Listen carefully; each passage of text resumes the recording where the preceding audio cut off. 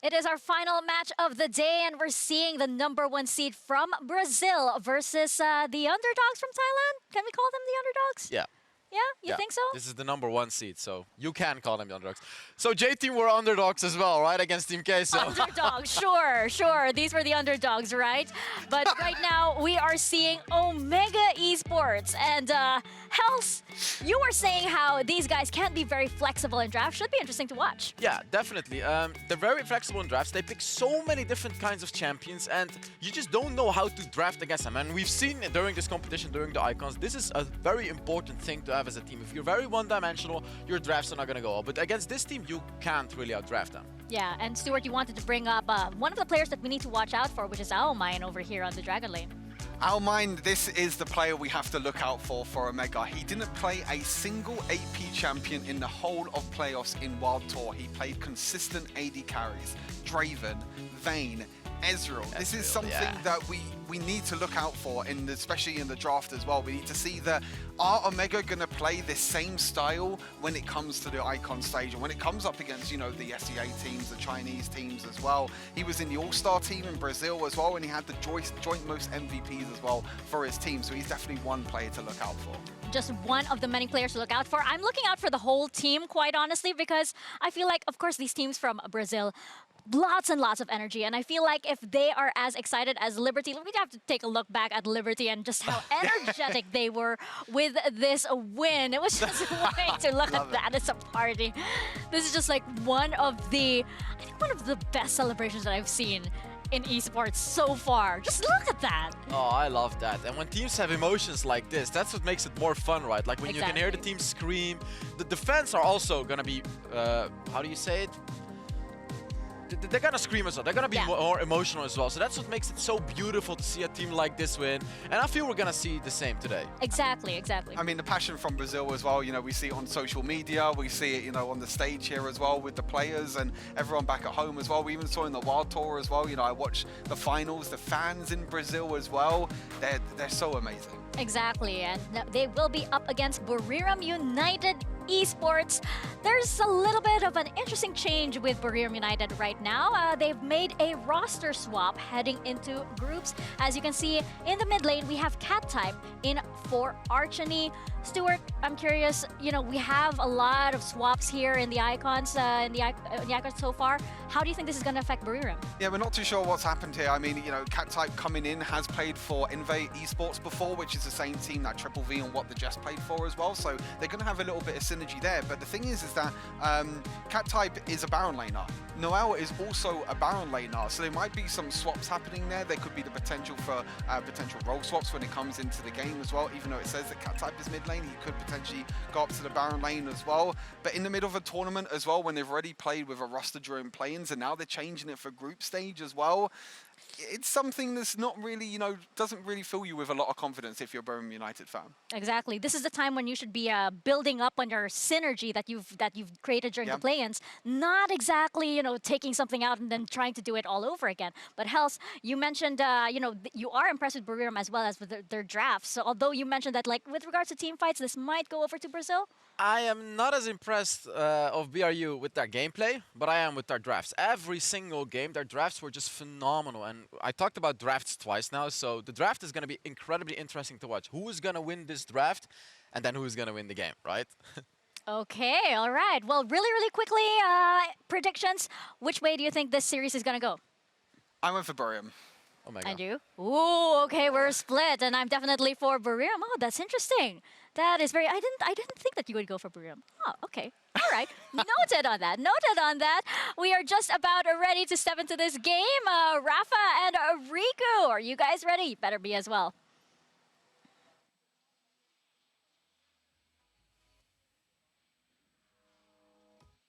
Boom! We are ready. We were waiting are for so the camera. ready. we were in the ready stance. You know, we were just waiting for our time to shine. We're doing that. Boom. Boom. Pose. Pose. Okay, we're done.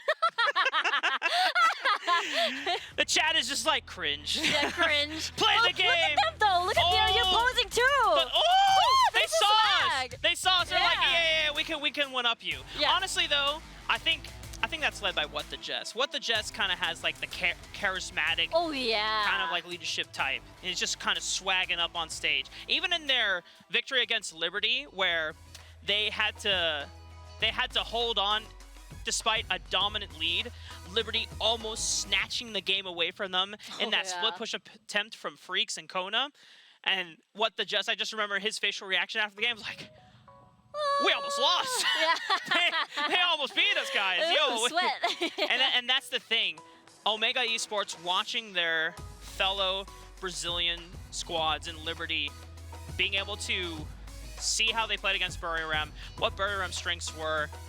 This is a time where Omegha get to have the benefit of like, hey, we have the extra pep time. We know what their play style tendencies are. Yep. The thing that's thrown into the wrench, not just for Omegha, but also for Buriram, is now the addition of Cat type stepping in for Archony. Yeah, that's going to be a different dynamic, right? We've seen Archony played in the mid lane for the entirety of the play-ins. Now it's groups, another important stage.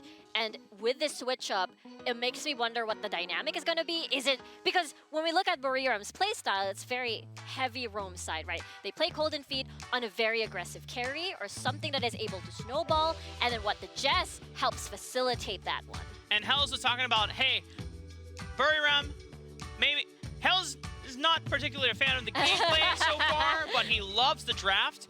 Something that I want to point out from Omegha and what Buriram might face as a difference maker is Liberty showed us a lot of aggressive options, a lot of champions that give you a lot of agency in the early game. Omegha Esports is a different type of team. A lot of them favoring scaling compositions. They want to go for the team fighting phase. Omegha was a team that played to their strengths in the mid and late game. They're also one of the only teams in the Icons that loves the Lux and Ezreal combo, so I'm so looking forward to see Omegha if that's going to appear on this draft, as they did use that in their local scene constantly. And I'm not seeing a Yuumi ban so far, Rafa.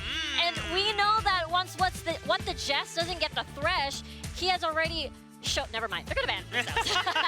They're not letting the cat go to the other side, because Buriram knew that there was no way that Omegha would let that cat slip away over to What the Jess. Now Omegha get their hands on the Corki. Fantastic pick for both Sweets and Almine.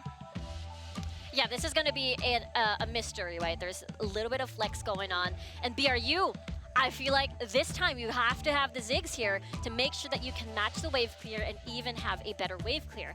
Unless they're thinking of Senna and the Wukong instead as their priority pick. And we were talking about the Wukong pick. I mean, not only does it provide you with that engage, but it also provides you with a lot of outplay potential or defensive maneuver. When you see an Akali going in, a Lee Sin going in, you just press that Cyclone, they get knocked up, and you disrupt their combo. Yeah, clearly the buffs have favored Wukong a lot on this patch, made him more durable, a better 1v1 fighter, but Omegha Esports, okay, it's a little bit of early game agency with this Lee Sin pick for Benignis.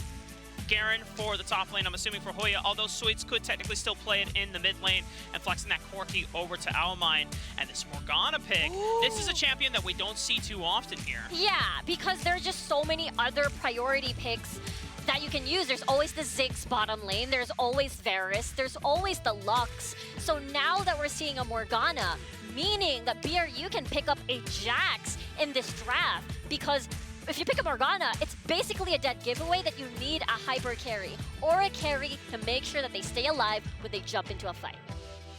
Going into the second part of the draft phase here, the core for Omegha is somewhat flexible. Obviously, this Lee Sin is favored for the earlier skirmishes, but at least still has the utility of that Dragon's Rage, whereas Buriram, little bit early game agency, obviously, from the Jace, but it's more so of that mid game thanks to the Wukong and the Morgana. So now, how do you tie the ribbons on both these compositions here, Riku?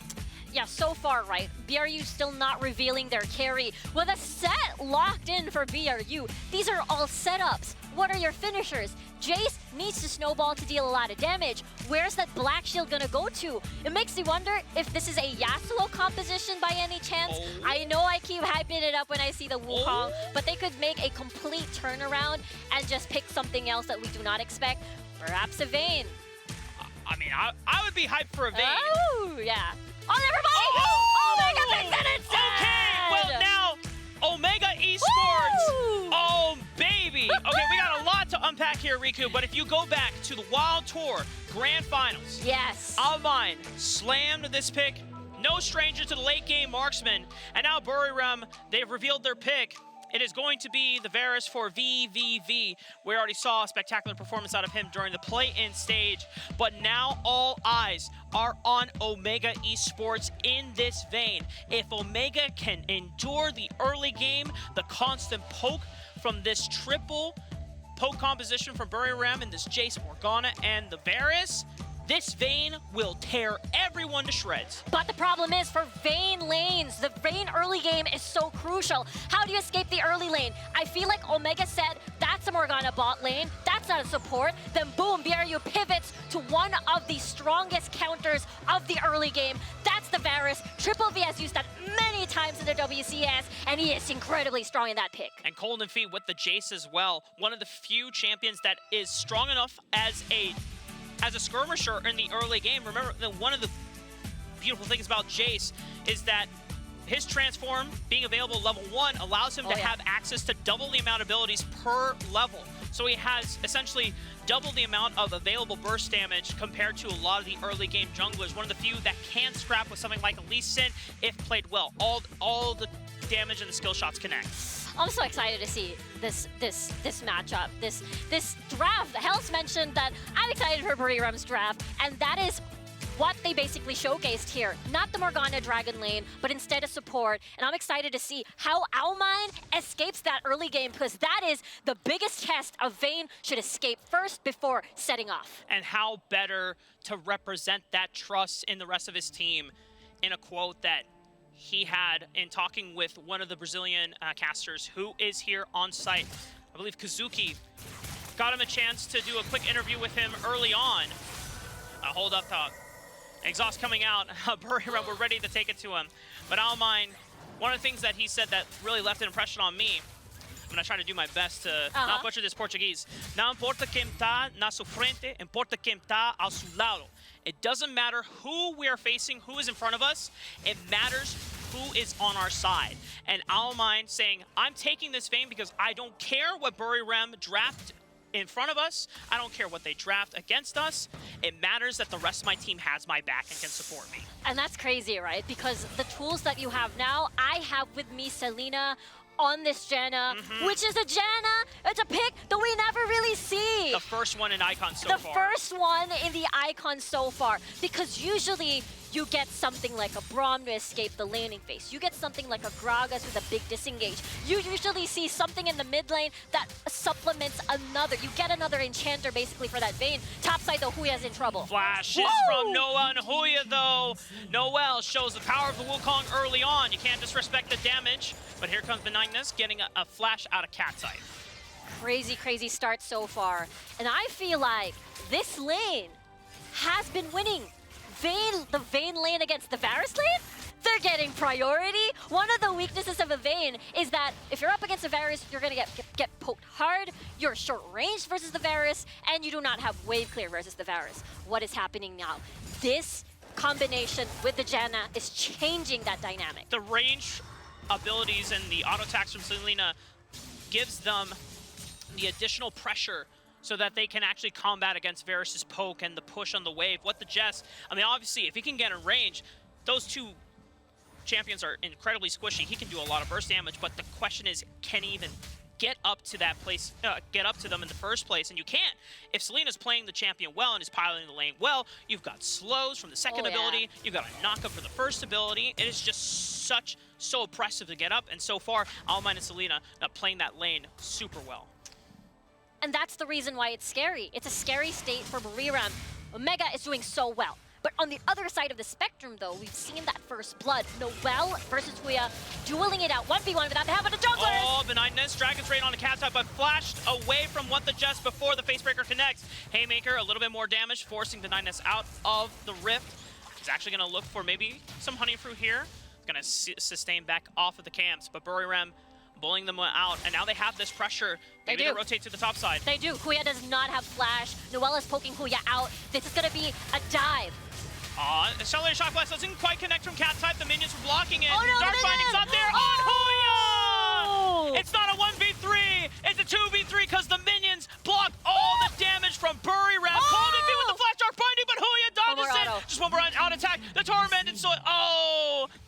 Huya almost make it out alive, but Buriram finally get him down. It feels like Buriram said, we have invested so much on this dive. We gotta kill Huya. We gotta finish the job. That no matter what, at what cost. I think, you know, BRU still did a very good job. Little comedy of errors there from Buriram. Just the cannon. It's the cannon minion, Rafa. MVP. The whole minion wave. And Huya just distancing himself and saying, "Thank you, brothers. Thank you. Thank you for your service." Oh, Triple V alone here though. This is gonna be scary. He's got Dragon's Rage. Oh. Yeah, Golden Feet's coming in. Dun dun dun dun dun dun Dun, dun, dun, dun. Like a shark. Not exactly a shark.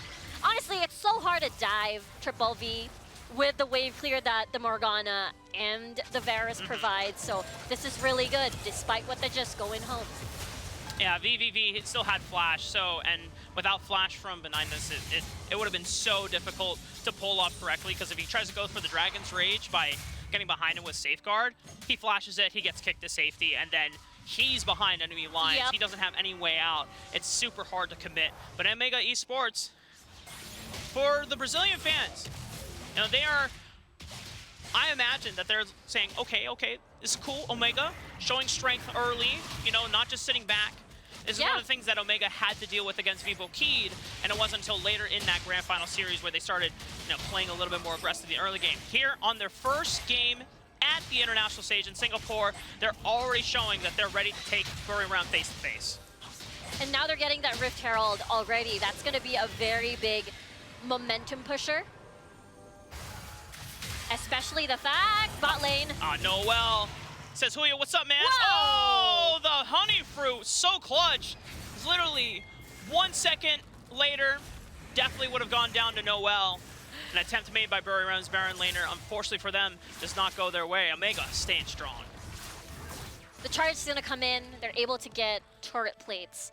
That's a one fight away. If they win that fight, mid lane is going to go down. And if mid lane goes down, they've got control over this this jungle that Golden Feet has been farming.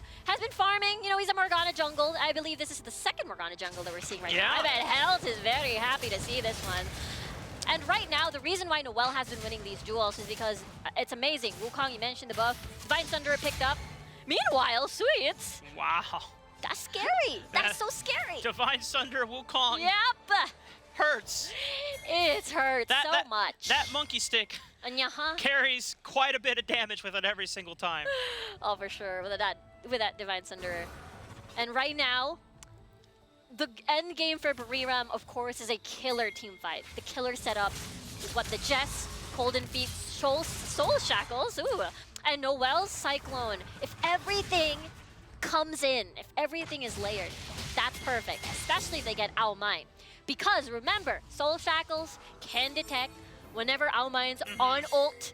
You can put him on a leash and then find him. You might see a fight. What the Jess, does he have vision here? He's waiting for Selena and Almine to step too far up. Oh, he's in the pit. Cat type and Noel. Oh, Facebreaker, clipping the Benightness. Forced to use a Dragon's Rage. It doesn't put him super far away, but it makes sure that Buriram cannot capitalize. That's an ultimate spell down. Cyclone onto Almanine. He pops the final hour. Smash! He's able to kite away, but now he's separated from the rest of the team. Trying to separate Golden Feet, but he gets locked out by the Dark Binding. Does he have flash available? Can't get out. Selena going down with him alongside the fight, and now the majority of the damage from Omegha is gone. The rest of Buriram have to scatter. Going for multiple dives under the tower. Noel trades out the sweets, but it's traded on back, and Omegha starting to face the power of Buriram. That was a very heated fight at the bottom lane. We talked about the layering of CC, and that's the reason why at the first instance, what the Jets didn't commit, it was just the face breaker, but they knew that the binding from Golden Feet didn't connect. They tried again, saw an opportunity. Noel did an amazing Cyclone, and that is still BRU at the end of the day winning that. Take a look at that again. We talked about the binding not connecting, but Noel says, hey, I see Almine. Let's do this, let's take it. The shield will not help you. The setup is there. There's the showstopper flash, and boom. While they weren't able to finish off targets right away, that binding is able to catch the Vayne Almine over there. Yeah. It just clipped him right as the tumble cooldown was not available for him, couldn't dodge out on it. And you saw Almine, his process of thinking was, I need to collapse. If I can collapse onto the targets here. But now we're back at it again. Buriram separated, but it's the showstopper that punts Almine right back into danger. And he can't escape even with the QSS, even with the flash. Noel is able to follow on through, taking out the Vayne. But oh baby, booyah! Demacia Justice finds redemption in itself for Omegha, trading out 1-for-1 in the end. Nicely done here by BRU and Omegha with a trade. Meanwhile, mid lane. Cat type, the new guy on the block, stepping in for Buriram and making his name known. Gets the 1v1 against Sweets. Nicely done here. Cat type with a lot of HP to work with even a flash. That means it was no sweat for him on that 1v1. Just as you said, new guy coming in the mid lane. And imagine the entire play-ins, it was Archony, he's coming right in, cat type. And this fighting has really just snowballed out of nowhere in the past couple of minutes. Yeah. You know, leading up to that point, and I was ready to ask you, are Omegha comfortable right now? Almine hasn't necessarily been shut down. Buriram need to pick up the pace. But they read my mind before we even got to that point, because now they're the ones on the forefront. They've taken out the tower. You already got Golden Feet routing off Sweets. Even with the package attempt, he's got nowhere else to run. Wait, bot lane. Okay. Well, cat type in a 1v3. He tried to do his best to hold down the fort, but lost out on the turret. Omegha able to overwhelm with enough resources, getting some gold back into Almine, because that is the carry that you have to get online. Exactly. They need turret plates. Remember that fight. Remember, if you don't get kills early, you farm jungle camps. You farm these turret plates. That's how you can make use of the time that you didn't get the kills during the laning phase. So I like this attack from Almine, especially if BRU slows down the pace. If Omegha is able to create an excellent defense, they can still win this despite the game state. Yeah, you can never count out a Vayne. The later the game goes on, you're buying more time for Almine to get items stacked up. Only 1.5, but you get 2 items. I mean, Vayne can definitely skirmish, can definitely fight. You get to 3 items, and suddenly this Vayne starts to reach God mode status. That's highly possible. Dragon kick! Oh, he's in there. Can he get the steal off? No, it is confirmed by Golden Feet. And now Flash Soul Shackles, almost running up to 3, forcing the rest of Brazil's #1 seed to retreat. Noel with the final Cyclone, gets the knockup down, sets up for another kill, but here he comes, Benignes, gets the trade down, and now Almine is on the forefront. He sees so many low members from Buriram, wants to clean them up, but there's a tower protecting them all. Golden Feet with the flash to body block and make sure that Triple V is still alive! Wow! And that's why you body block for Triple V. Exactly. He gets the damage down. That's why. They were able to defend, able to live, and now great defense from BRU. But Benigna still making efficiency on the map. And one of the things about this jungler, doesn't have the flashiness of someone like Kinson from Liberty.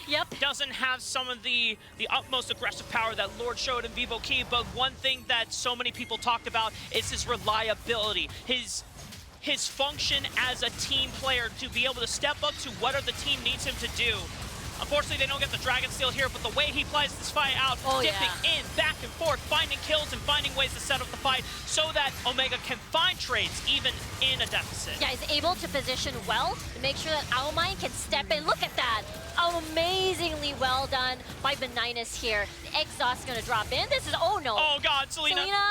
Thankfully for them, they got a flash. He's fine. Yeah, he's fine. He's totally fine. Close. it was very close. But the question is the tower okay? Is the tower gonna still stand? They gotta fight this one. What the Jess? Oh, what the Jets behind enemy lines now in the middle of 4 people trying to buy as much time as he can, but the Democracy Injustice takes him out. And now it's 5-on-4. This Rift Arrow charge, it'll take out the turret. But can Buriram get out alive? Almine, he's got him isolated in the 1v1. Benignness secures the kill for them. And now they have the tempo lead. They have the inside track. They are barreling down towards the mid lane. Yeah, you talked about this before. Wait, Benignness, still not over. Wave. Does he want it? Does he want it? Oh, he's got it! Dragon's Rage. Does he get it? But he throws out the Dragon Rage, and the Black Shield from Golden Feet ensures that he does not get kicked. He doesn't get displaced. Just gets the burst damage down, and it forces VVV back. Oh, look at Almine, though. He is ready. He is waiting. He has the tumble. He's dodging everything. They get the turret. They get the turret, too. Bot lane is also pushing as well. We've got Sweets also split pushing at the bottom portion of the map. This is a very nice game for Omegha. And look at this. For Omegha, I imagine at this team, you are looking at the rest of Buriram and saying, okay, yeah, they were at some point 5,000, 6,000 gold ahead. Yep. Now we've closed that distance. It is only 2,000, and there are still 2 big shutdown golds that can be cashed in, preferably for Almine in VVV and Golden Feet. Yeah, absolutely right. There's a 2k gold deficit between Triple V and Almine. As much as possible, you want to even that out, and even more, actually make it further into your lead. As again, everything is going to hold for Almine once more to win this game. Package available for Sweets. But what the Jess? He says, nice package, bro. Can't use it anymore. Nope. And it is just the Baron that is up, right? He had that, able to Valkyrie away. And it was just a proto belt from what the Jess. So we'll see who deals the first blood when it comes to initiating. Because Benignness is right here. He wants to set up. Janna Shield, Dark Binding out, Dark Shield available. It is burned down immediately. The rest of Omegha forcing Buriram back. They're cornering this left side of the jungle where the Baron Pit could be looked to use as a baiting point from Omegha. And they have a lot of capability of doing so. This is where the Vayne shines. There's a lot of walls for easy condemn. There's a lot of brushes to hide. It's a small space for a short-range champion like the Vayne, so this is a very amazing setup by Almine and for Omegha. And one of the few things about Omegha's composition that, compared to the rest of the meta comps that we have seen so far that you can do in this specific instance, is how well you can bait Baron. Because with Vayne, it's percentage, max health, true damage. Yes. So you can actually burn down this Baron super well. It's something that Buriram have to always be conscious of. Kick already used. And Dragon's Rage, as you said. Whoa! Oh, Noel sailing on forward against the flash out of Almine. This is himself safely back on out. Dark Binding connects. And it looks like that is the end of the fight. No one wants to pull the trigger. No one wants to commit 100%. It's very scary because Omegha's game state, look at the waves. It's not built in their favor. And so far, the wave clear that BRU has, this is why they can do this. They've cut off their path to rotate over to the mid turret. No way they could defend or contest it. For Omegha, they can be content that they haven't lost an inhibitor yet, so they're still holding on to this game. But Almine, no flash. Watch for how well he positions in this fight. Golden Feet already used Soul Shackles, but Almine finds the first kill on the What the Jess. That's one disengaged tool gone. Chain of Corruption from VVV. Stops Almine in his tracks. The final hour starting to tick on down and run out. But Buriram, they've lost control, and it's Omegha that get access to the pit. Ooh, is this scary. Omegha right now has everything. They're able to scare out BRU out of the pit. And right now, that QSS was definitely enough for Almine to be safe. There's the Monsoon as well from Selena being used. BRU has a ton of respect on Almine's power right now. Is he going for this? Oh, looks like it wouldn't reach. It's like you're all by yourself, bro. You've been pretty slick with it on the Lee Sin, but I don't know if you want to try to 1v3, get a pick on the Golden Feet by yourself. Yeah, it's a little bit difficult, right? Because it's telegraphed. Benignness is going to go in. You're going to get binded, and then you're going to be there forever. You would have to outplay. you would have to dash mid Sonic Wave or mid Resonating Strike to avoid the Dark Binding. Yes. And then even you get the Dragon's Rage off, it can probably put the Dark Shield down. Yeah. So you just prevent the CC anyway. So, that's true. Oh well. Maybe he was just trying to get into their heads a little bit. Yeah, there was an attempt, but BRU now trying to grab a hold of the map state at the moment, because that is a wake-up call. Them losing control over the Dragon Pit is whoa! They're starting this. They have no vision. Are they continuing? That is the question. No. I think it was a bait. Is a bait. They baited you, Riku. Is just a bait. Got him. Got him! Omegha right now, they're trying to find a positioning, a better positioning to enter these fights. And now, because they're trying to buy time, Almine went back home, bought something, and he's like, it's go time, I bought something, I wonder what that is, but it's ready, package expired. Oh, man. And Unfortunate. Good patience for Buriram, waiting out Sweets' package. Whoa. Noel shouldn't go down here. He has the decoy to get out of harm's way. But Buriram making sure that they waited out Omegha. I'm wondering if Cat-type has teleport, because he has been doing this time and time again. You can see that Omegha, Sweets, didn't use the typical quirky Hullbreaker first item. It is Omegha saying that we're gonna team fight you. Yep. We're gonna put Huya on the Hullbreaker defense position. He's gonna keep Cat-type on at bay. And that's why this is their build. That's why this is the approach, and that's why BRU is scared. Yeah, Buriram, when they played against Liberty, they were well aware of the split push that Liberty made adaptations to and changes to in the play-in stage. But Omegha, this is the original team fighting powerhouse. The #1 seed from Brazil got their way here through the strength of a 5v5. They're the ones that have such coordinated, such strong team fighting decision-making skills in these fights and playing around their star carry in Almine. Oh yeah, I mean, the rest of the regions are playing Ziggs, the rest of the regions are playing wave clear champions like the Varus. No, he's out here playing, what, Draven, Vayne, Ezreal. This guy is amazing when he's on a traditional carry. Huya just holding on to the bottom lane. Ignite comes out from Cat-type, forcing him away from this turret. At the end of the day, he wants this turret as his prize, but Huya standing strong, holding down the fort here, while the rest of Buriram wait for what could potentially be the last objective fight in this Elder, but the rest of Omegha, can they make their way through this pit? Maybe not the start of the Baron, but get some vision control. Yeah, What the Jess is acting like a human ward right now. He is staying there, staying put, making sure that... He's a scout. Yeah, he's a scout. Nothing's like sneaky happens on the side of Omegha here. What's here? There's a lot of patience here in this game, Rafa. It's crazy. What do you see, What the Jess? I wonder what he sees. I got all eyes on him, Captain. And right now, it is definitely the Elder, right? Like, who is able to play the poking game? Because Sweets and Triple V can both go at it. Right now, the one who has the most gold is Cat-type. He has been farming in the side lanes. Whoa! I mean, VVV had the edge of night as well. Yeah. But he was so concerned about getting followed up by the Son. A kick, yeah.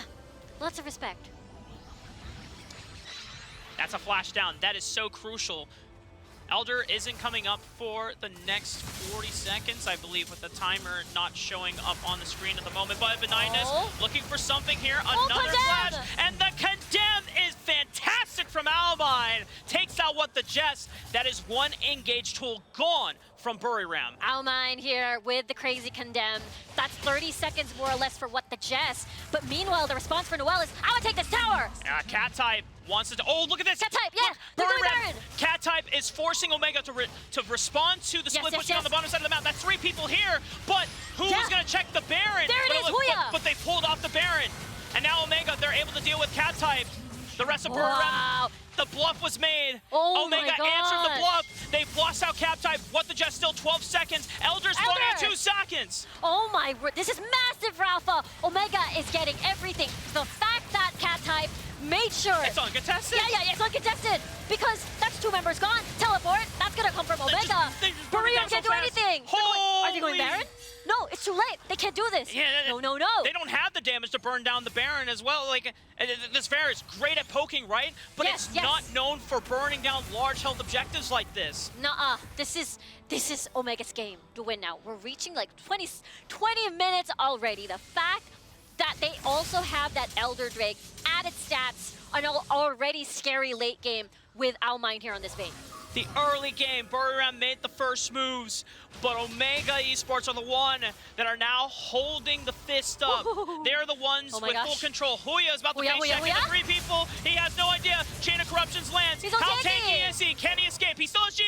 He doesn't even go down. He has only 50% of HP, and it seems like that was Buriram's last attempt to hold on to this game. But now Almine, he is undeterred. He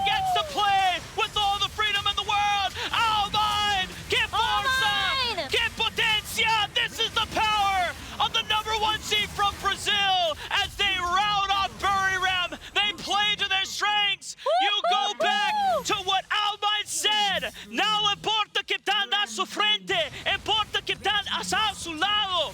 This is the power of a 5-man team fighting powerhouse. Insane by Omegha here. Owlmind is able to get the late game, and here he is. My word. Wow. My word. I have no words, but one thing in my mind is that Omegha is playing a different game. Play-ins were looking at the WRL, but right now Omegha is setting a different way to play Wild Rift. Absolutely floored. Yes. This is game one.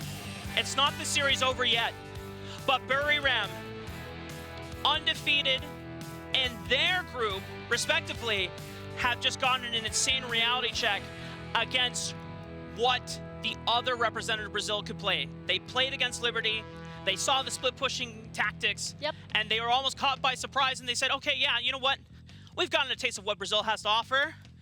No, you haven't. This is Omegha Esports. They've done their homework, they played to their strengths, and they were able to endure that early game. And absolutely phenomenal stuff. I know. When I was watching them, it's like they're playing a different game from what we usually see in play-ins, where a lot of these teams are trying to match the WRL with that early game with the top jungle. But Omegha says, hey, you can play Wild Rift like this. And they've shown I'm just so floored, just like you. Well, wow. I want to go over to Mika and the gang, Hells and Stewart. We just saw game one of a series where, I don't know, guys, like this, is this the series right now? Owlmind on the carries. Owlmind! Definitely, we have to talk about this player. And I just have to say, going into this day, I kind of thought, okay, there were some pretty one-sided matches. I was on Copium for the second series, definitely. This was a very difficult series to predict, just because we know how powerful the Brazil teams can be. We know how powerful the SEA teams can be. And I have to say, the X factor for Omegha right here. Stuart, I am definitely impressed, especially with Owlmind. Yeah, Owlmind on this Vayne pick. You know, we said before as well, we said Owlmind doesn't like to play these AP mages. He loves the hyper carries, he loves the AD carries, and he has a support by his side as well that loves to play enchanters. This is the first time we've seen Janna as well. Janna is a really good pick, you know, against the likes of Wukong, Jace, Set, you know, these champions that want to engage and try and get onto the Vayne. But when you have a Janna by your side, there's so much peeling, there's so much shielding as well. And Owlmind, you know, they just sat back, they relaxed a little bit, as Rafa said as well. You know, Omegha are more of like a late game 5 versus 5 team comp team, and that's what they showed in this game. And Omegha just showed us what the Japanese teams couldn't do, how to play late game composition. This is how you do it, right? You just take some L's in the early game, you go in the late game, and you just win. They didn't take big enough L's to make it like impossible for them to come back. They were always like within a few thousand gold behind, let's just say, and then they scaled into that late game. Then Owlmind with Selena and that Dragon Lane, they were just incredible. But Triple V on that Varus was also an incredible player in that early game. He was 4-0 in the beginning. He dealt so much damage, but yeah, Varus doesn't scale as well as the Vayne, unfortunately. And I'm also definitely impressed with Benignus, who had some really, really good plays. And I mean, talk about a very fearless Lee Sin, who just completely knew, you know, when exactly to engage, when to jump in, and when to hang back as well. It's so disciplined, but at the same time, you know, the aggression was definitely there. I feel like we have a lot of great Lee Sin players in this tournament. Yeah. You know, we saw Cherry in the last series as well. We've seen Benignus in this series as well. It's a huge, huge player and a huge, you know, pick as well for this team. You know, Lee Sin kind of, you can make sure that you don't, as Hel said, you know, take too many L's in the early game. You know, as long as you don't take that many L's in the early game, you have the late game scaling, you have the Corki, you have the Vayne. And if I could quickly mention as well the different builds that we saw in this game as well. This is a completely different Corki build that we haven't seen before. This was the Manamune into full crit. This is a very late game scaling build, and it just shows that what Omegha want to achieve. You know, the Manamune in the early game, you want to stack it up as soon as possible, and then you have the crit. You have the Storm Razor, the Infinity Edge, and the Essence Reaver, and then when you reach that late game point with the Vayne as well, which, to be honest, that Vayne wasn't really building that much damage. Built Death Dance and Trinity Force. That's because and when Phantom Vayne scales, Dancer. and Phantom Dancer, yeah, it just shows that when Vayne scales into late game, it's not really the items, it's really just her kit and what she can offer to the team fight. And here's a question that I definitely have to ask, because we do know that BRU are dealing with a role swap here. We are seeing BRU not exactly in the top play-in forms that they were in just last week. This is a BRU that is adjusting to somewhat different roles right now, and I have to ask Hels if you think that played a big part in why they couldn't take this particular game. I just feel like this was more Omegha doing just such a good job of delaying this game up until the late game. Sure, BRU could have snowballed a little harder, but I don't think it's the role swap that affected it too much. Like, BRU did pretty well early game, especially what the Jess as well. On that set, he had some incredible engages. Like, I don't think it was their fault. It's just Omegha playing the game so incredibly well. However, it's a really good thing, but do they also have other ways of playing the game, right? Yeah. Because Almine, ADC. You'll know he'll pick an ADC. And you'll know Selena is very likely going to go for an Enchanter as well. There are some weaknesses with this, right? Like, is BRU going to pull off the Alistar, for example, and just absolutely hard dive the ADC? They could ban away the Vayne, and a lot of ADCs also have a lot of weaknesses. I mean, even back to the draft as well, BRU, they banned out Karma, Yumi, Sona, and Nami. They banned out There's all still the a Janna. and there's still a Janna as well, and you can see by the Look at gold that. draft as Look well. at that, that's so interesting. 4,000 gold That's lead. just 4K, yeah. BRU, yeah, 4,000 gold lead, but it just shows, Omegha, if they can scale into the late game with the comp that they have, if they can be in a comfortable position that they know they've done, Rafa said it, against Vivo Keyed as well, they were down in that series against Vivo Keyed trying to get the first seed for Brazil, but they knew that if they scaled into the late game, if they got to the 5 versus 5 team fights, they can get there as well, and you can see the damage as well. The Corki actually did the most damage, which is quite surprising, but when you pick a Corki that doesn't build Hull Breakup, that doesn't build Black Cleaver, that You deal doesn't damage. build Divine Thunder, you deal damage. What a That's surprise. Exactly what it is. It's like we Alright. should have known this whole time. The champion can do this too. Right. But yes, as we're seeing right now on your screens, you're seeing the post-game stats here.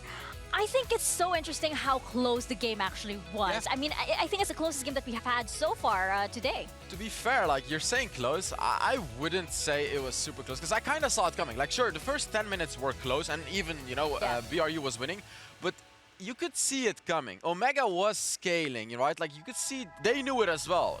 BRU was not comfortable, even though they were in the lead, because Omegha knew, once we get to that late game, past that 10-minute mark, we'll win.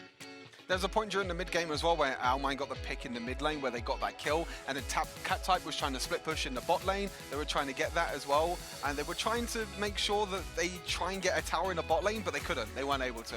Yeah, and I feel like, for BRU, the way they have to adjust now, they really have to target Almine.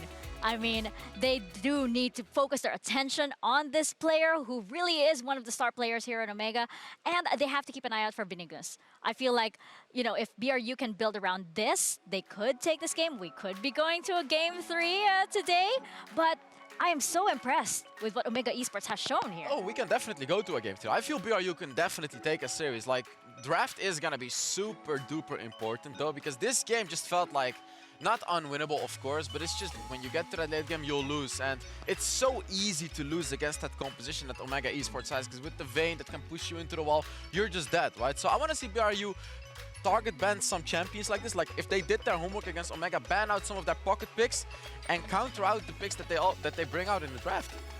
The problem is, this is kind of what Vivo Keyed had trouble with as well. Vivo Keyed, they had to ban out in the Brazil finals. They had to ban the Yumi, the Karma, the Lulu, all these sort of champions. So kind of similar to the way like Team Queso play in a way, with like one carry on their team. They tried to do it, but they couldn't do it. Almine would pick the Draven instead, the Ezreal, all these other carries as well. And it's hard to target ban a team that has just so many picks up their sleeve as well. As you mentioned before the series as well, Hels, Omegha is a team that have so many plans behind their, up in their heads, that if something does get banned out that they planned, they'll come up with something new. If something else gets banned, they'll come up with something new again. So it's hard to draft against a team like Omegha. And I mean, we talked about Brazil as well in terms of like reactions with Liberty. Omegha were cool. Oh, they yeah. were really, really cool. They were very calm. They were very calm. They're definitely in the game. You can feel it. Yeah, and that actually gave me the sense of like confidence. It's like, all right, okay, we're here. We saw, one of the players even having a cup and taking a drink. It's like, it's all right. It's another day in the office over here. And that is very, very cool for this team. I'm curious though, because you guys mentioned, of course, that just in case every BRU decides to ban out or to target ban rather Almine, they must have a game plan for everything, because you mentioned Hells earlier that their draft is actually very, very flexible. Their draft is very flexible, and like I'm trying to justify a way that BRU can win, and now we're heading into the draft as well. So it seems like BRU just picked the blue side, so they want to get the first pick in this draft. Seems like the priorities might be coming in here. Stuart, I think, of course, we do know that there are a lot of strong champions on What the Jess. Could they be going for this? Is this their possible win condition here? I mean, in the last game, we saw the Thresh ban away from What the Jess, which is one of his main champions. It won't be surprised if it gets banned again. The bans so far are exactly the same. As Hal said, you know, BRU on the blue side now, so they want to try and get that first pick priority. In the last game, we saw that Corki was the first pick priority for Omegha, and then on the other side, they picked the Wukong and also the Jace. There we go. There's a Yuumi ban again as well.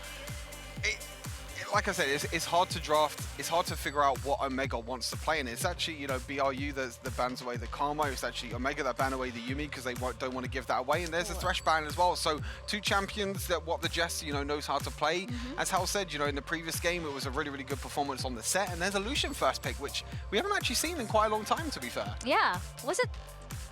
It has been a while. Yeah. It has been a while. It was like at the start of the play-ins, it was like Lucian was always first pick priority, whether it's in the mid lane or the bot lane, and it's kind of fallen out a little bit. You know, we've seen Triple V play the Lucian as well, so this could be a flex pick for a champion that has... Oh, that's Ashe, by the way, but a champion that has risen as well is the Garen. Thing that we didn't talk about is Huya on that Garen nearly dealt 20,000 damage last game, and he was a Garen.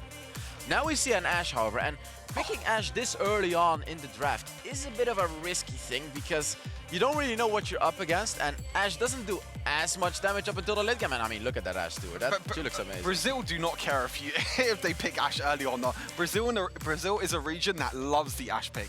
They love it because they love to roam. They love to get picks with the Ashe as well. You know, with the ultimate, with the enchanted crystal arrow, you can get so many picks across the map. And like I said, Brazil is a region, they just love the Ashe pick, you know, especially with, you know, the new lethal tempo now that's come into the game. You know, sometimes before it was like this Manamune, Trinity Force, Conqueror build where you just focus on just using your ultimate as much as possible. But now with lethal tempo, Ashe scales a lot better into late game.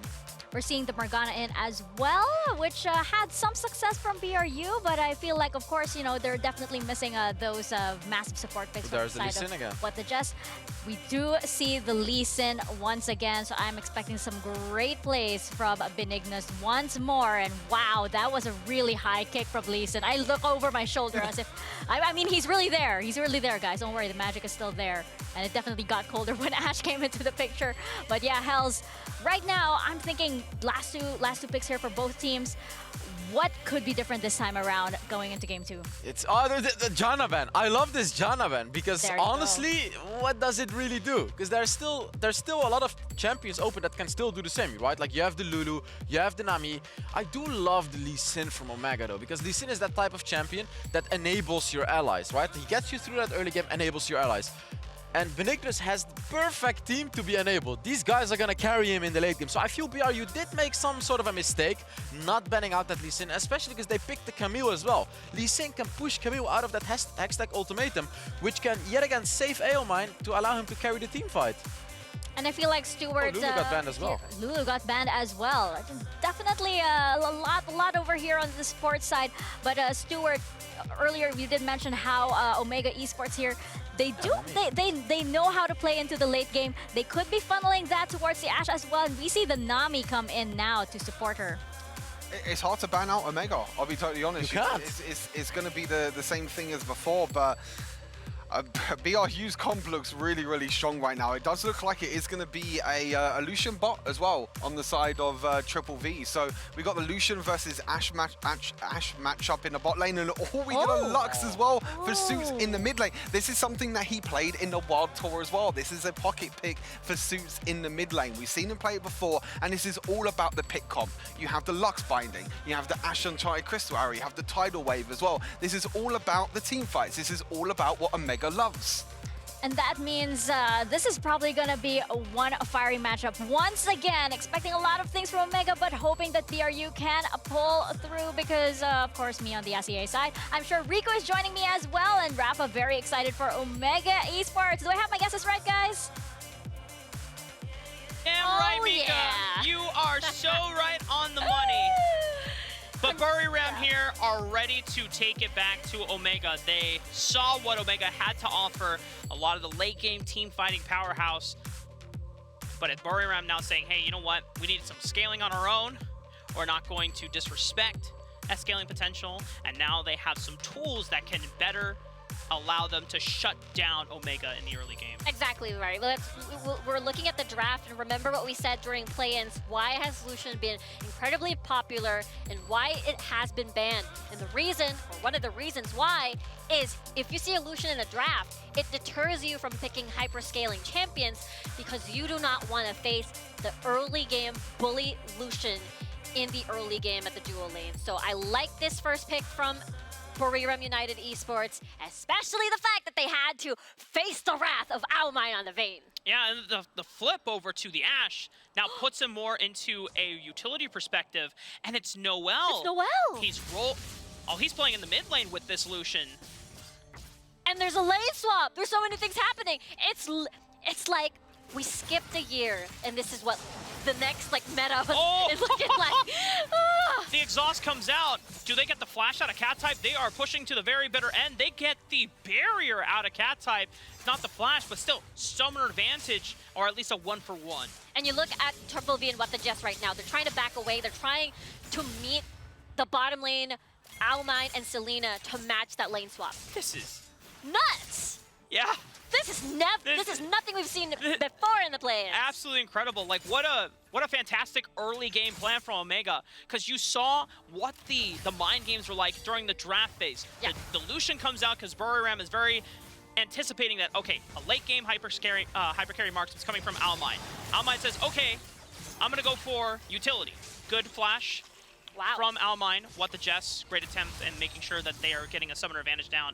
But now Omegha even getting away from the dual lane as well, putting pressure on cat type, forcing him to take a recall. Oh, this is... It's great. And because of that barrier drop from cat type, that means Benignus can make his way towards bot lane. If Suits, even Waves Clear, gets priority, that is a potential tower dive. 3-on-1, baby. Yeah. Okay, What the Jess making the punish onto Almine, knows that he doesn't have flash from before, whittling it down from the damage. The soils, the dark soils from VVVV almost gets Almine down for first blood, but not quite yet. They have vision. There's a control ward in that brush, so they see this potential gank from Golden Feet coming. That's a lot of control. That's a lot of vision. And the fact that Almine's on an Ashe, I don't think Rafa that's going to change anything. He's still going to be the carry. I know Ashe says utility, but he's gonna use it like it's a Vayne, I bet. Good pressure from Noel, using the culling, almost forcing out Switch Flash on the tower, but he still got a barrier. Big Knight does not take him out, and now Suits, even though it's forced the pressure away, he's got reinforcements waiting in the wings. Noel just used Flash, so it's easy for the rest of Omegha to jump on him. First blood for Brazil.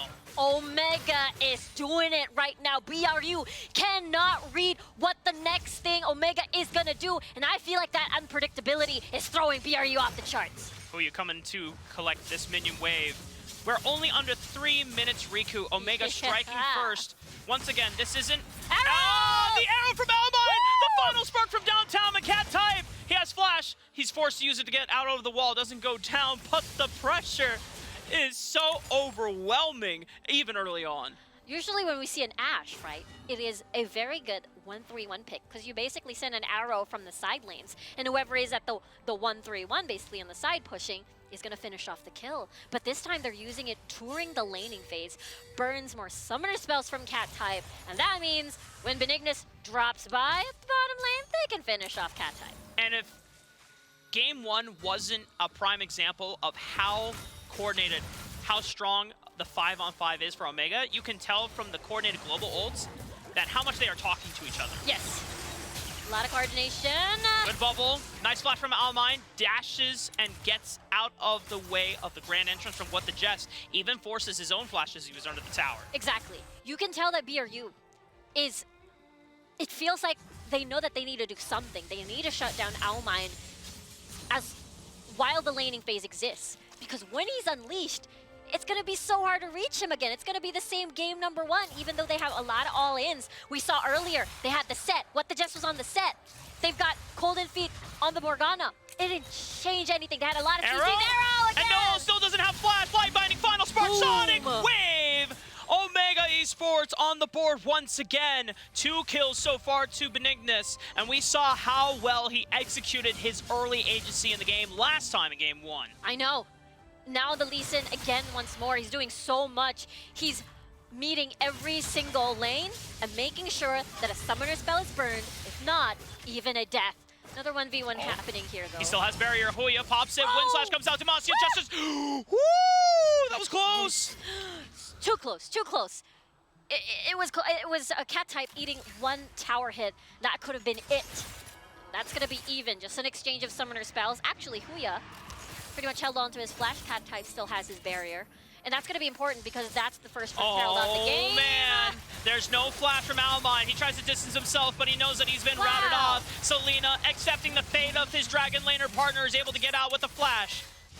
And that's how you do it. That's how you deter. That's how you move in the early game. Make sure you feed Noelle kills. Honestly, this is such a different dynamic because seeing the Lucian on the top laner instead with the lane swap feels like we are still standard. And this is good persistence from Buriram. They're not deterred by the fact that Omegha have been able to outplay the 2 early game attempts that made against the Dragon Lane. They wait for Almine and Selena to overextend past the middle part of the top wave, and that's when they go for the play, knowing that Almine didn't have flash from before, punishing him, and now they know Selena's flash timer is on cooldown as well. Yeah, and that could be the next target because What the Jess is incredible. Like, he may not be on the Thresh, but he is on a Rakan, which is again going to set up the team fights, the skirmishes, these sneaky knockups again for BRU to put kills onto Noelle, put kills onto Golden Feet as cat type, basically. Oh my again. goodness! Buriram!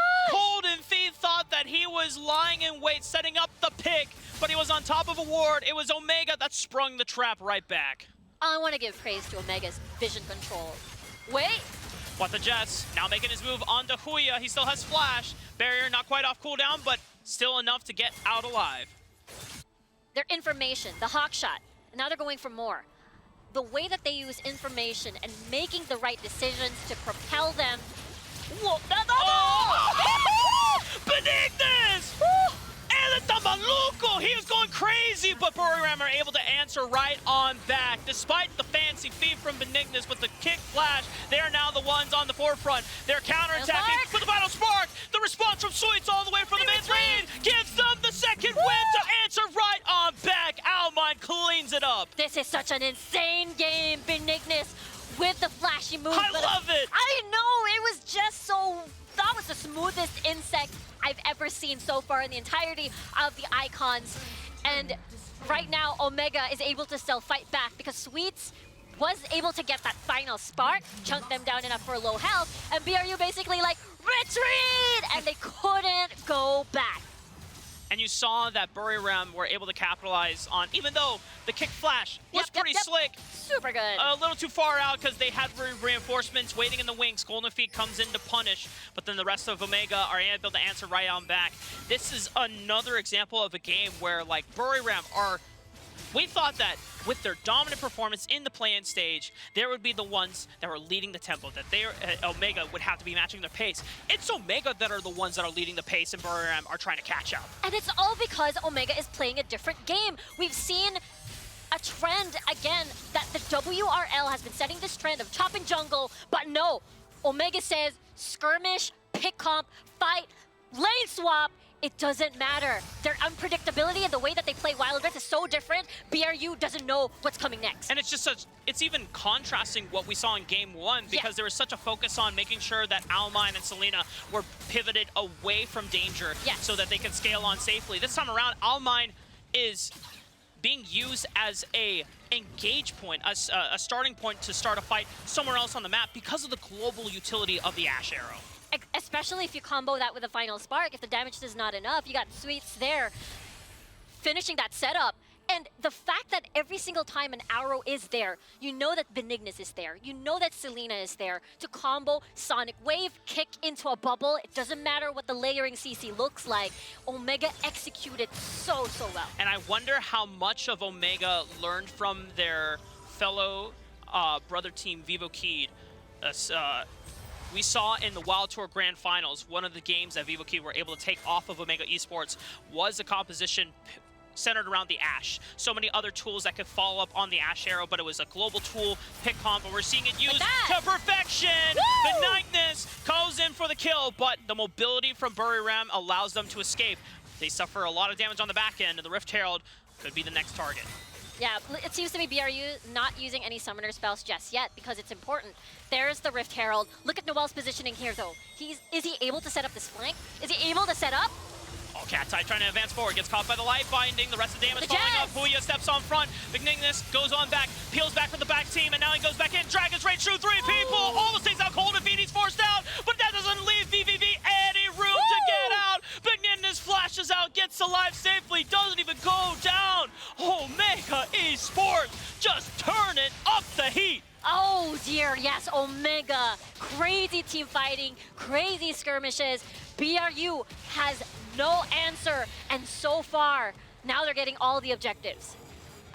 Rift Herald secured. Got to take a look back at that replay once again, Riku. Really nice setup by What the Jess, but unfortunately the follow-up is a bit scattered. Noel, their main consistent AD carry, is quite far away. Amazingly done by Benignus once more. He has been killing it on this Lee Sin so far, and that's the reason why BRU is having a difficult time maneuvering around these fights. Oh, man. I'm still fanboying over the kick. That kick is... I am such a fan of big Lee Sin moments. The Crystal Enchanted Arrow almost threatening another pick on the What the Jess, but it is guaranteeing that Omegha have the inside track to rotate on over. They have control of the outer vision rim of this Dragon Pit, which makes it harder for Buriram to get in. Buriram has to take this away, has to deny this away, because Omegha, their rotations have been superb so far. Every single time, you get to see Benignus elsewhere. You get to see Selena waiting to combo with the arrow, with the bubble. You don't know where these members are going to come out from. And that's the reason why the Cloud Drake is going to help Omegha do these things even more.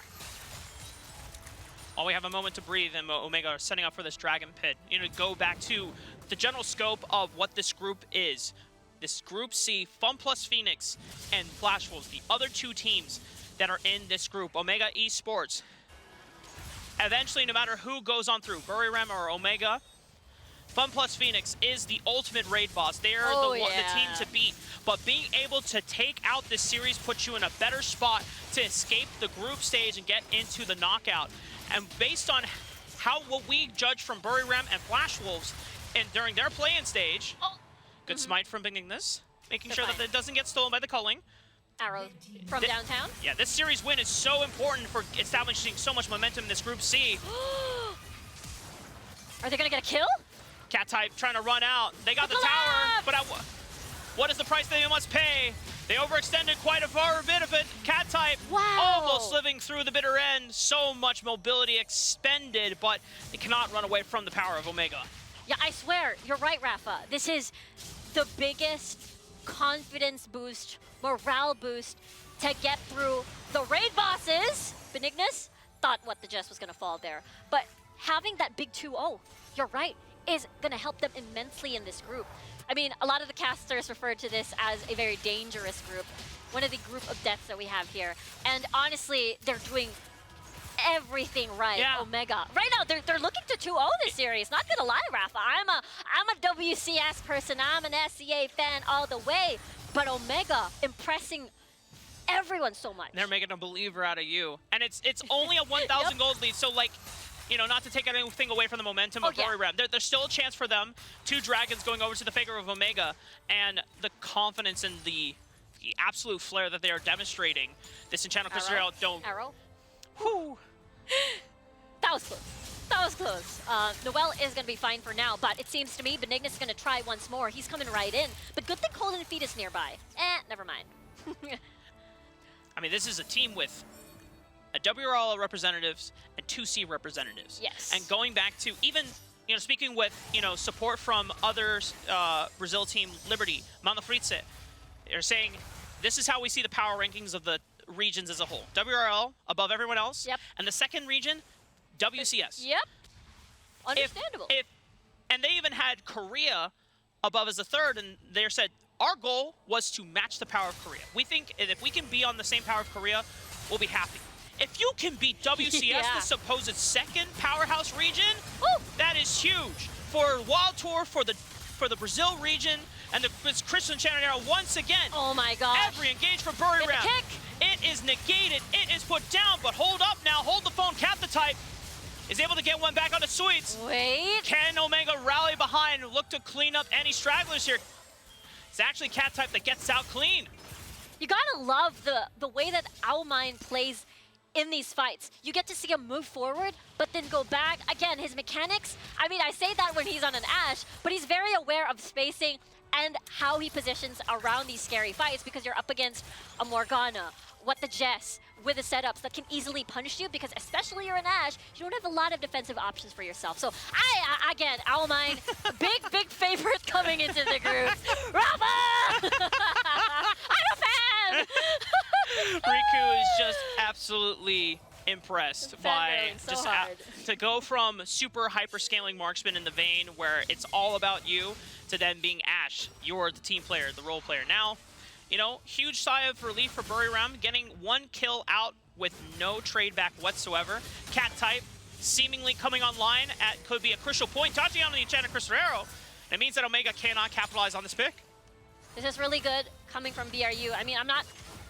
The fact that we're not seeing QSSs means that they're going to just keep maneuvering around the light bindings. They're going to keep dodging these arrows from downtown. So that's a lot of confidence, especially that they need these tools, these other enchants. The hourglass, look at the setup though. Yeah, you know what it is? It's Buriram trusting in their mobility. Yep. Exactly. It's going to be very important and very scary at the same time once the arrow lands. I mean, no escape. If Owlmine sees Lucian expending Relentless Pursuit, Colton and Feet just hook-shotting in carelessly, there's no QSS, right? Nope. And then your only other option is to hope that VVV is on standby, ready for a Dark Shield. Yeah, that is your only hope. That is definitely your only hope. But there's only so much that you can do, right? The light binding can get 2. The bubble can get many. Yeah. And there's just so much CC threat, single target CC threat rather. And for the very reasons that we talked about, how huge it would be for Omegha to win this series, to get that confidence boost and put yourselves at such a good spot in a group with FPX. Same goes for Buriram. If they're able to, because now they are slightly edging out in gold, they're definitely even. Yes. If they're able to find a fight where they find Sweets or Owlmine, that's a majority of the burst damage gone, and then you can clean through with your mobile bruisers that you have on this side of Buriram. It's going to be really, really difficult. With the Elder Drake now spawned, your options are arrow, binding, you get a pick, you win this. Really nicely done by Fuya once more to split push. What the Jess was looking for it, but good flashes from Sweets. Dodges out on danger. One huge engage tool already gone from What the Jess, but you still have Hextech Ultimatum. You still have Flash from Cat type. You still have Dark Shoals, Shackles. Oh, What the Jess almost gets clipped out. Benignus goes in for the punish. Tidal Wave separates the multiple members of Buriram, and here comes the flank from Huya. He finds it, silence, but he exhausts immediately, forces him out. And Omegha don't find the advantage, but they are the ones that are first onto the Elder Dragon. He is so tanky. You saw him inside the Tormented Soil, being binded, and he was just spinning in place, not damaged at all. Elder Drake, now, the next one. What the Jess just dashes in, trying to get vision on it, but Omegha dash right back off. They want to bait Buriram in. They are the ones confident to take the fight. Flash from What the Jess. Does he get the knock-up down? It looks like it's on the Huya, the tank, but he trades onto What the Jess. Huya! Does he go down? Tabasha justice down. What? He trades down Huya! What an absolute Chad! And he still doesn't go down! That is insane. One of the most insane things I've seen in the icons. I cannot believe Huya lived through all of that, and now they get the Elder. Buriram is gone. And right now, again, I repeat, this is looking to be a 2-0 Rafa. Salvo Ajogo saving the game. Had Huya gone down, that fight could have turned. That could have been the momentum riding in for Buriram. But Huya standing strong. One of the players that garnered quite a number of MVPs in the Wild Tour Grand Finals, and we got our Coca-Cola pop-off. Yeah, we literally just said it right. In the Tormented Soil, binding, What they just wanted to make a play, Sterax activate. activated every auto attack for Huya, and yet they cannot finish the kill at all, and they're able to silence What the Jess. After that silence from Huya, What the Jess couldn't use any spells to reach the backline, to make another play, to chain the CZs, and I swear, Omegha, He did the most damage in that last fight! 2.8k! Are you kidding me? Arrow again! Once again, Crystal Enchanted Arrow, the Dragon's Rage follows up. No on the side, but the Culling pushes back Omegha Esports, but it's all for naught. The damage has already been done with that Elder being secured. Oh, they are going for it more. What the Jess goes in for the initial engage, but Cat Type has been silenced once again. Demacian Justice is served on a platter to Buriram. They're pushed back. The flash binding from Sweets forces the stasis out of VVV. But he still goes down in the end. It doesn't even matter. Omegha Esports. Acorda Brasil, que hoje tem campeonato. Your #1 seed is kicking ass on day 1 of group stage. Let's go, Rafa! Omegha 2-0ing Buriram United Esports from the WCS in a convincing fashion. And not only that, they played Wild Rift differently and showing us that you can win through this. They are showing us their own style on how to do it.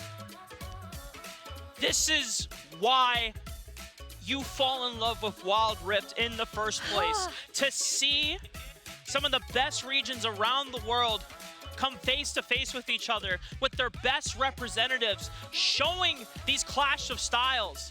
And sometimes what happens throughout the tournaments when the scrims come up, you see adaptations, you see teams forced to change their style because they're falling behind the pace of other teams. Not Omegha. Yep. This is exactly what they played in Wild Tour. This is exactly what they played in Brazil, what they made a name for themselves. They owned it, they polished it, they had it ready for day 1 of groups. And even though FPX is going to be by far the toughest opponent they will probably ever go up against in this tournament, this emotional momentum is exactly what you need to take on such an opponent. Oh yeah. Right, the WRL top 1 seed. You were saying this, Rafa, earlier that if they 2-0, this is going to be such a huge confidence boost. This is going to help them in groups a lot. It's such a huge statement because they did their own trend. They set a new standard here in the Icons. I would honestly love to get in a room with FPX to see what their reactions were to Omegha, because I imagine that their expectation, their prediction was, oh yeah, we'll probably face, you know, a C team in the winner side of the bracket. But the fact that it is from the Wild Tour, from Brazil, I gotta imagine FPX gotta give their props, gotta give their credits. And now I am so excited for that matchup between Fun Plus Phoenix and Omegha Esports. And honestly, I want to see what Mika and Hells and Stuart has got to say, because Mika and Stuart, they had Buriram as their favorites in this draft. Hells, a believer in the Brazil region. What do you guys think? How did this go down? You look at him! He's so happy! I'm finally right. That's the biggest win on the Icon stage so far today. No, I'm kidding. But this was definitely a revelation. And yes, you know, that was a 2-0, and unfortunately it wasn't on the side of Buriram United Esports. But as an SEA fan, I'm actually incredibly impressed with Omegha Esports. And earlier we were talking about Aomine, we were talking about Benignus. Now we have to talk about Huya. Oh yeah, and we were talking about the draft as well, and that combo with Ashe and Lux was just disgusting. That was just. I've never seen anything like that. Like, I've seen a lot of Ashes and I've seen a lot of catches with the arrows, of course, but this was next level. They constantly did it together, where Ashe threw her arrow and then Lux followed up, and they got so many free kills from that, and they skilled into the late game for free, and we know it. When Omegha gets to the late game, they just win the game. Yeah. Exactly, and this was also pretty crazy because you had a Garen that just basically withstood, I think, a 4v1 and lived to tell the tale, Stuart. Yeah, that clip of Garen, I think everyone would just hate to watch that clip. Like Yeah. everyone probably watching at home thinking, wow, is this really what Garen can do? Yeah, Like we were everyone's all probably... calling it, right? We're like, surely he doesn't survive this. Surely he doesn't survive this. And he yet flashes did. away and he survives. Like 1 versus 4, he goes in, he gets a kill, he jumps out, he survives. That champion's so broken. The funny thing is, like, he did so much damage, and like we're gonna see in many clips there as well. Like, he did so much damage, and he by far tanked the most damage. Like, he probably tanked more damage than anyone else in this team. For sure, and you know, you talked briefly about the combo as well, Howard. You know, this is something that Omegha has played before. This is something that's not new to Omegha. You know, the Ashe in the bot lane, the Lux in the mid lane, this pick comp that they love to play in. But loads of teams in Brazil love to play the Ashe, love to play the Lux as well in this crazy combo because I mean, look at that. Brazil is so good at just knowing when to go in and knowing when to, you know, get the right picks at the right time. And this game showed it as well. You know, it was another very even game. The early game was very interesting as well. There's a few crazy things in the early game as well. We had lane swaps as well in the early game. You know, Omegha as well going into the top side, trying to get the 1 versus 2. We had Noel and the mid laner from Buriram also do the lane swap as well at the same time. There was a lot of things happening in the early game to take in.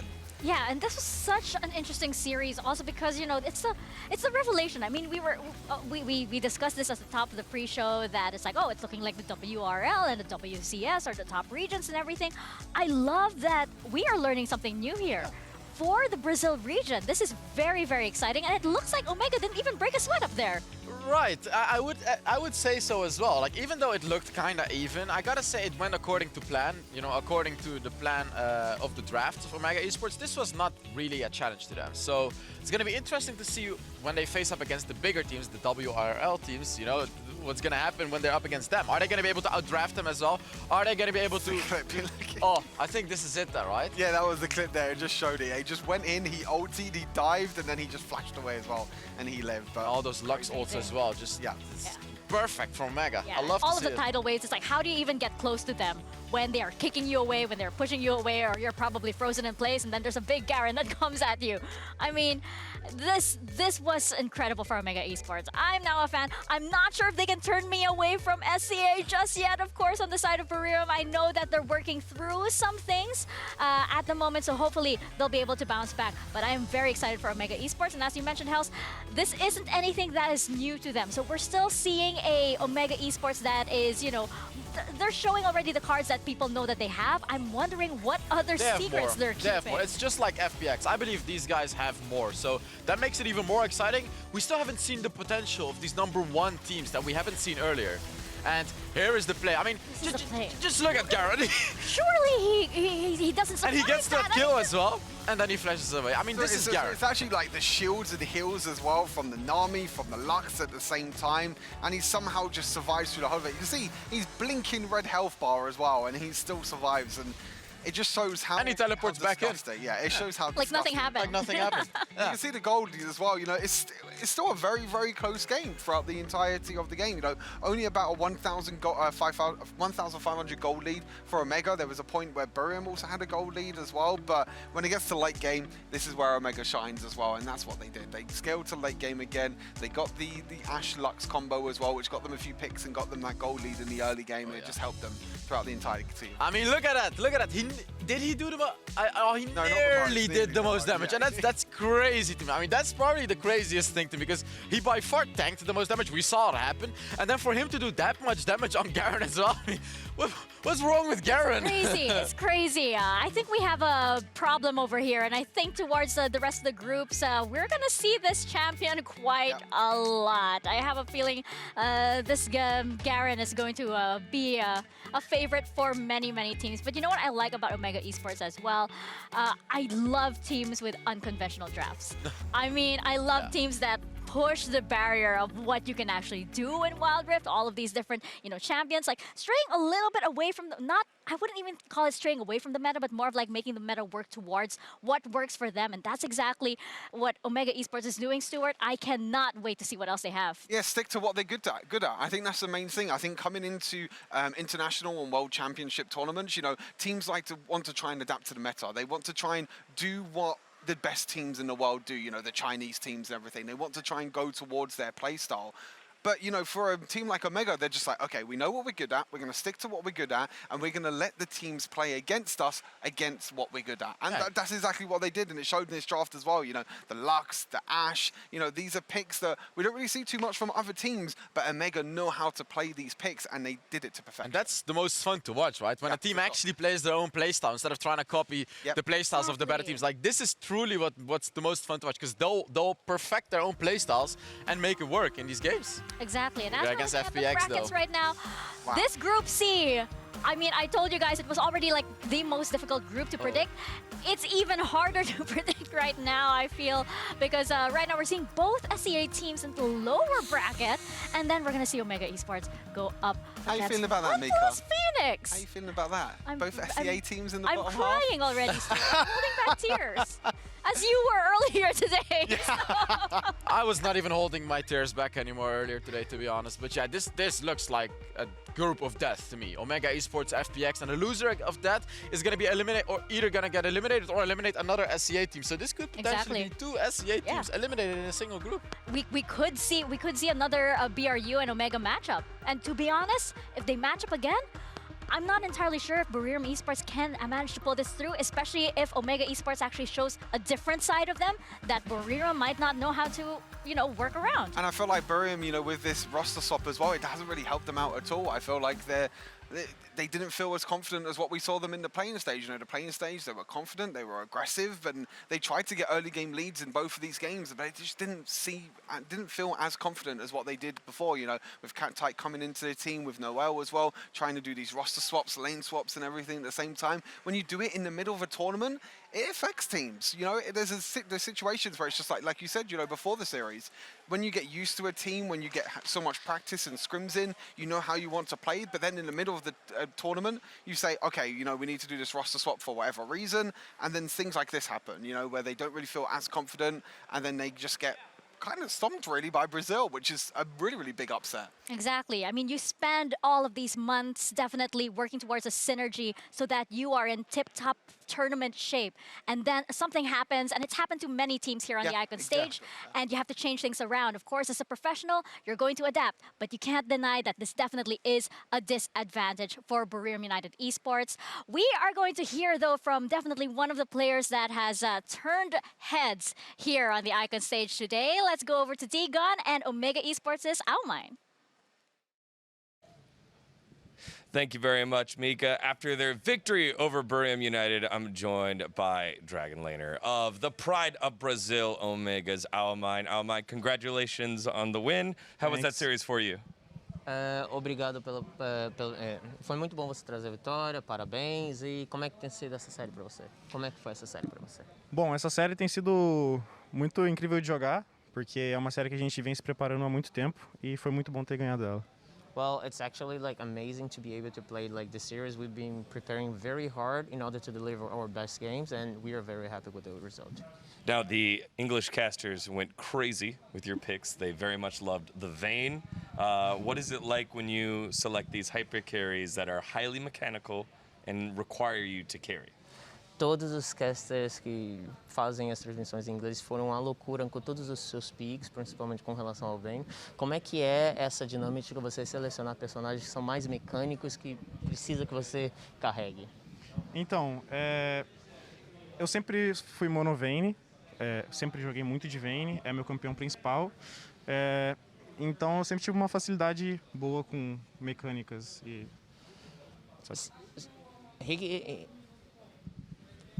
He's been playing with Vayne for a long time. He can even like say that he has been like a mono Vayne for a long time. So therefore, for him, the mechanics is something that he's like pretty used to do. So Vayne was like just a natural character for him just to get and like play the best game that he has. Yeah, it looked great. You got to watch Liberty play earlier. Was there anything you learned from watching Liberty play in the tournament? Você teve a chance de assistir Liberty lutando contra eles anteriormente, né? Teve alguma coisa que você aprendeu com o jogo deles para trazer para esse jogo? Cara, pior que eu não assisti. Confesso que eu não assisti o jogo contra a Liberty e eles. Eu só foquei mais na gente e como a gente ia adaptar a nossa estratégia contra deles. Actually, he didn't. He said that didn't watch that game. He was totally focused on like all the strategies that they have and like how they would be able to like to face the opponent that we're preparing for. I love that. That's very interesting and Ele a little adorou, different. que isso é muito interessante e bem diferente. Oh, thanks. When it comes to just something fun, you've got a great tattoo. Do you have a funny story or an interesting story about your tattoos? Então, sobre coisas interessantes e engraçadas, você tem tatuagens interessantes? Você tem alguma história, alguma coisa para falar sobre essas tatuagens? Essa tatuagem ela tem um significado muito bom, porque ela significa resistência, luta. Então eu achei um significado muito bonito e decidi tatuar. This tattoo for him brings a very, very important like meaning that is like resistance and like fight, being resilient. So for him, once he got to know like, oh, this is what I got, he decided with no like doubts that that would be what he was going to get on his body. I love that. That is awesome. Ele amou isso, parabéns. Thanks. Yeah, I don't mind. Obrigado for the interview. Muito obrigado. Mika, back to y'all. Okay, Digon flexing the multilingual skills. Okay, I see you. But it's definitely great to get to know Aomine. I love his story about his tattoo. I bet he looks at that and he just remembers everything that that stands for whenever he steps onto that stage, Stuart. It's gonna be really interesting to see how he brings that in the next games. I think I remember this moment as well, you know, stepping onto the world stage as well, taking down a team from SEA as well. It's a big, massive step for Brazil and also Omegha as well. And then coming into this as well, I think Aomine is definitely a player to look out for Omegha. You know, I think he's still got a few picks up his sleeves as well that he's been playing in the World Tour that I'm excited to see. Maybe he'll bring it out against FPX. I know. I'm excited to see it. I'm excited to see what this team has in store. In the meantime, we already discussed Group C earlier. Let's take a look at Group B over here. And I am definitely like a little bit nervous because, of course, we see the WCS WRL rivalry continue in RRQ and a J team. And right now, I do have to turn it over to you guys because we have Sengoku Gaming going up against Team Queso. Yeah, I feel like production did this on purpose just to make us sad again. yeah. Why It's not end on a low note? just to see Team K so sad. You know, I was hyped up about Omegha and Brazil, and now the production are just like, yeah, let's just look at the bracket again, just to We need to make react to Stuart Team and Hell K. sad again. Yeah, exactly. It's not fun seeing Team Queso all the way down there. They're up against Sengoku Gaming as well, who beaten Team Queso in the last year. So Team Queso has to step over that hurdle as well, and then they have to step over an even bigger hurdle, right? To either win against J Team, who they got absolutely destroyed by, or against RRQ, who looked like an incredibly strong team as well. Chances are looking slim for EU, and it's the only team that EU has. That's going to be a very interesting bracket to watch as well. Yeah, it's Oh, definitely the pride of the regions that is at stake. But for tomorrow, we will have 8 new teams entering the stage. We are, well, not exactly new. You have some new faces, you have some old faces. We have T1 versus Team Flash. We have Nova Esports versus Leviathan Liberty versus Rollstar Y. And we have JD Gaming versus Immortals. Oh, that's banger games. Every single one of those is just an absolute banger. And we also got the NA representative, Immortals. Unfortunately, the only one left as well, up against JDG, which is the second best team in China. And we're finally going to see Team Flash as well. This is a team that's so incredibly hyped too. Just every single game is such a banger tomorrow. I can't wait. It seems to be the last stand of the West here in the group stages. How are you feeling, Stuart? You know, tomorrow's sad? a pretty good day. I'm still sad, but tomorrow's a pretty good day as well. I think the big thing about tomorrow is really seeing how Korea perform, because Korea has definitely been a region that coming into this we thought maybe was the second best region, maybe the third best region. But obviously Quantum Freaks has already been knocked out by NA. We've also got Roaster Y against Brazil tomorrow. We've also got T1 against SEA. So I think Korea as a region is something that we definitely have to keep our eyes on tomorrow to see how well they perform. Yeah, and I think, like, you know, if there are any like big learnings from today, for me, it's definitely FPX. Yes, definitely the scariest team here. We have Omegha Esports, a gem to watch out for, and RRQ, they are competing in the World Beatboxing Championships, and they will probably win as well. Definitely an entertaining day. Stay tuned for another one tomorrow here, same time, same place. I am Mika Fabs, and with me is Stuart and Helson. On behalf of the whole production, stay safe, stay healthy, and we will see you in the Rifts. Oh, sa iyong pinggan. Putang ina, puro lawin yung microphone. House, ano bang kinakain mo? Kinakain mo sa iyong pinggan. Ba't di mo na lang tikman? At tikman sa iyong ang hanghang. Anghang. Hanghang. Anghang. Game na. Pause, drop.